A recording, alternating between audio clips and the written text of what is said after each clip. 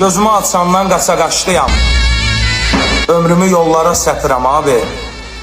Bəlkə də bir yana çıxmadım özüm, baxma. Baxma kimlərəsə ləpirəm abi.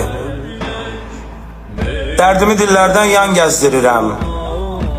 Dilimdə bir ovuc qan gəzdirirəm.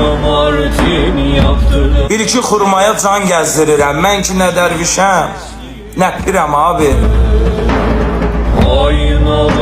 Ayana üst tutub nə olmazam ki? Elə qapanmayıb qapı bacam ki, yaxşılı görməyə lazım ki, görəndə gözümə təpirəm abi. Yalan otururlar, yalan dururlar. Hakkı bit başına dolandırırlar. Elə ürəyimi bulandırırlar. Az qalır hər şeyə tüpürəm abi. Harda dolaşıq var rastıma çıxır. Çözürəm, bir ucu dostuma çıxır.